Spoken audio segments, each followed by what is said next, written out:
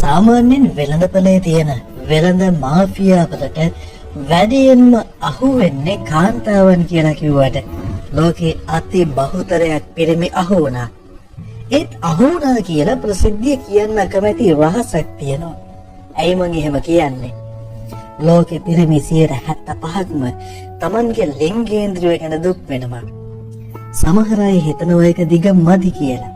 සමහර අයට මහත මදි. සමහර අයට දිග උනත් ප්‍රාණවත් බව මදි. ඒ වගේ බොහෝ පිරිමි හිතනවා Tamanගේ ලිංගික ශක්තිය ගැහණියක් සතුටු කිරීමේ හැකියාව තීරණය වන්නේ ශිෂ්ණයේ ප්‍රමාණය මත කියලා. ඉතින් හැකිතාක ලිංගේන්ද්‍රිය විශාල කරගන්න ඕන උත්සාහ කරනවා. Tamanගේ ලිංගේන්ද්‍රිය ප්‍රමාණය අතිශය යොක්තියෙන් වර්ණනා කරන්නත් ඕන් පෙළඹෙනවා. මේ හින්දාම ලෝකෙ පිරිමි ලිංගේන්ද්‍රිය විශාල කරන ක්‍රීම්, බෙහෙත් වර්ග, තෙල් වර්ග වගේ සෑහෙන ව්‍යාපාර බිහි වෙලා තියෙනවා. මේක ඇත්තෙන්ම තනිකර වෙළඳ මාෆියාවක් කියලා ඔයාට මේ වීඩියෝ එක බලුවට පස්සේ හිතෙයි. ඉතින් ඔබේ ලිංගේන්ද්‍රිය දිගත් ඔබට මදිද? බොහෝ විට නිල් චිත්‍රපට හරහා දකින හැමදේම ඇත්ත කියලා හිතන පිරිස Tamanගේ ලිංගේන්ද්‍රිය ගැන ගොඩක් දුක් වෙනවා. ගැහැණු අවදි කරන ටිප්ස් අහලවත් නැති පිරිමි ලිංගේන්ද්‍රිය ලොකු කරගෙන විතරක් ගැහැණු සතුටු කරන්න බලාපොරොත්තු වෙනවා. අද වීඩියෝ එක ඒ අයට. ඔයාගේ ලිංගේන්ද්‍රිය මැනලා තියනවාද? විශ්වාස කරන්න ලෝකේ අංක දන්න මනින්න දන්න හැම පිරිමියම Tamanගේ ලිංගේන්ද්‍රිය අඩුවලකින් මැනලා තියෙනවා. කොහොම බලන්න ඕනේ හිනාව? අංගන දෙයක් නෑ. ඔයා ඒක හැංගිලා කරාට ලෝකෙ ඔක්කොම පිරිමියෝක කරලා තියෙනවා. මොකද පිරිමිය Tamanගේ අවයවයේ දිග ගැන එච්චරටම වද වෙනවා. ඉතින් මුලින්ම බලන්න ඔයා හරියට මේක මැන්නද කියලා. ලිංගේන්ද්‍රිය හරියටම මනින්න මෙන්න මෙහෙමයි. මුලින්ම ඔයා තනියම හරි සහකාරිය ලවා හරි ලිංගේන්ද්‍රිය හොඳට ප්‍රාණවත් කරන්න. මතක තියාගන්න මේ වැඩේට සම්පූර්ණයෙන්ම හොඳින්ම ප්‍රාණවත් කරන්න ඕනි. ඊට පස්සේ අඩඩුමුල අරන් ශිෂ්ණයේ යටපැත්තෙන් තියලා තමයි මනින්නේ. සරලව කිව්වොත් අඩඩුල උඩ තමයි ලිංගේන්ද්‍රිය තියාගන්න ඕනි. මෙන්න මෙහෙම මැනලා එන දිග කීයක් වෙන්න ඕනිද? මේක හොඳ ප්‍රශ්නයක්. ඒ වගේම උත්තර දෙන්න අමාරු ප්‍රශ්නයක්. මං චුට්ටක් විස්තර ඇතුව කියන්නම්. ඔබ අප්‍රිකානු හෝ ඇමරිකාවේ පිරිමියෙක් මතක් කරගන්න. ඊට පස්සේ චීන ජපන් කෙනෙක් ඒකම අපේ වගේ ලංකාවේ ඉන්දියාවේ පාකිස්තාන පිරිමියෙක් මතක් කරන්න. මේ තුන්දෙනා සමානද? ලෝක රටවල පිහිටීම අනුව පිරිමින්ගේ ශරීරවල උස මහත ඉතාම වෙනස්. විශාල ශරීර තියෙන අප්‍රිකානු ඇමරිකානු පිරිමින්ට තියෙන විශාල ලිංගේන්ද්‍රියක්. චීන ජපන් ඈත පෙරදිග පිරිමින්ගේ ශරීරය වගේම ලිංගේන්ද්‍රියත් ගොඩයි. අපි වගේ ආසියානු දකුණු ආසියානු මිනිස්සු තමයි ඉතින් මධ්‍යස්ථ ශරීර හිමි කොටස.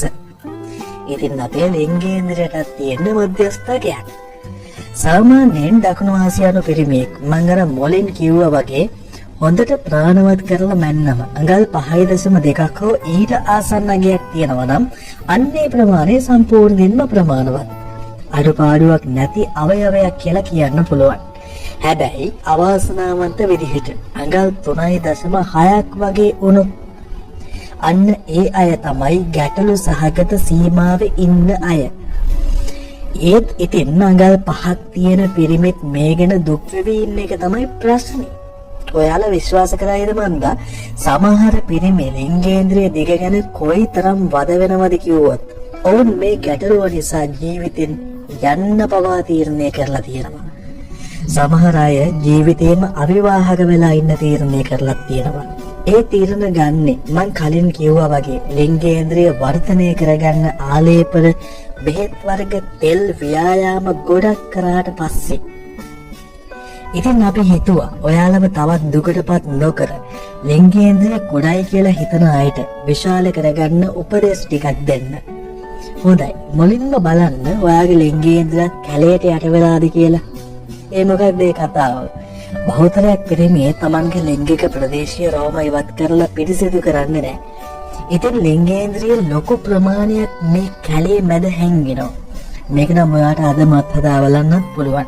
සම්පූර්ණයෙන් ෂේව් කරලා පිරිසිදු කරාම ලෙන්ගේන්දුවට යම් විශාල පෙනුමක් ලැබෙනවා. ඔයාටම හිතේ දෙයනේ මෙච්චර කල් ඔයා කොහෙද හැංගිලා හිටියේ කියලා. ඊළඟ වැදගත්ම දේ තමයි ඔයාගේ බඩගිනිය. පිරිමි Tamanගේ ශරීරයේ ප්‍රමාණය ගැන ඒ තරම්ම නොහිතන නිසා බොහෝ පිරිමින්ට විශාල බඩක් තියෙනවා. ඉතින් ඕක ඒ බඩෙන් වැහුණව පොඩියට පේන්න ගන්නවා. ලිංගික සංසර්ගයේදී උනත් බඩේ බාධාව නිසා කාන්තාවගේ යෝනිය තුළට ශිශ්නීය භාගයක් ඇතුල් කරන්නේ බඩ හරස් වෙනවා. ඉතින් ඊළඟ කාරණාව විදියට Tamanගේ බඩ ලිංගික ප්‍රදේශයේ තෙල් තට්ටු ඉවත් කර ගන්න උත්සාහ කරන්න. වැකුම් පම්ප් එකක් පාවිච්චි කරන එකත් හොඳ උත්තරයක්. මොකක්ද වැකුම් පම්ප් කියන්නේ? මේක ඔයාගේ ශිශ්නය ඇතුල් කරන්න හදපු උපකරණයක්. ඔයාට තියෙන්නේ ඒක එක කෙළවරකින් ශිශ්නය ඇතුල් කරලා අනිත් කෙළවරේ තියෙන පිස්ටන් එක එළියට දෙන්න. එතකොට පම්ප් එක ඇතුලේ වාතය ඉවත් වෙනවා.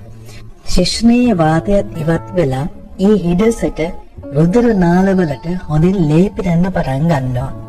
ඇත්තන්ම මේකෙන් ශනිකව අඟලක් දෙකක් දිග වැඩි කර ගන්න පුළුවන්. ඊට පස්සේ කොනේ තියෙන රබර් මුදුව ශිශ්නයේ උඩට තද කරලා පිරුණු රුධිරය සිර කර ගන්නවා. මේ විදිහට පැය භාගයක් රුධිරය සිර කරන්න පුළුවන්. එතනින් එහාට නම් මේක අනුමත කරන්නේ නැහැ. ඊට පස්සේ ඔයාට පුළුවන් රබර් මුදුව ගලවලා රුධිරය නැවත ඇඟට නිදහස් කරන්න. නමුත් මේක නිතරම භාවිතා කරන එක නම් වෛද්‍යවරු අනුමත කරන්නේ නැහැ. කාන්තාවන්ට කේගල්ස් ව්‍යායාම වගේ පිරිමින්ගේ ශිශ්නයට ජෙල්කින් ව්‍යායාම කරන්න පුළුවන්. ඇතන් අයට මේකින් ප්‍රතිඵල තියෙනවා. ඒක කරන්න මෙහෙමයි. දමරැඟිල්ලයි මහපටැඟිල්ලයි රවුම් කරලා සිදුරක් හදාගන්න. ඒකට ශිශ්නයේ උඩු කරවල තද කරලා තදින් පිරිමැදගෙන හිමින් පහලට 40 යවන්න. ඒකට තත්පර 20ක් විතර වැය කරන්න. මේ වගේ වට 20ක් විතර දවසකට කරලා බලන්න. හැමෝටම නැතත් ඇතම් අයට මේකෙන් සහනයක් ගන්න පුළුවන්. ඇත්තෙන්ම ගොඩක් පිරිමින්ට අඟල් 5.2 සීමාවේ හොඳ මට්ටමේ ශිශ්නයක් තියෙනවා. ඒත් මේ වෙළඳ මාෆියාව නිසා පත්තරයක් ගත්තත් ඉන්ටර්නෙට් එකේ මොන දේ බලුවත් පොප් අප් වෙන්නේ ඔබ ඒක කුඩාද හන දැන්වීම නිසා සමහර අයගේ බොරු අතිශයෝක්ති නිසා ජීවිතේ පුරාම නිකරුණේ Tamanගේ ශිශ්නය ගැන වද වෙනවා. ශිශ්නය ලං කරන්නවත් නැතුව ඇඟිල්ලෙන් පවා ඇයව සූරතාන්ත මාලාවකට කැඳවන්න පුළුවන් කියලා දන්නවා. අන්න ඒකට තමයි නිවැරදි ලිංගික දැනුම අවශ්‍ය වෙන්නේ. ලෝකෙ දවසින් දවස අලුත් වෙන නිවැරදි ලිංගික දැනුමෙන් පෝසත් වෙලා ලස්සන ජීවිතයක් ගෙවන්න.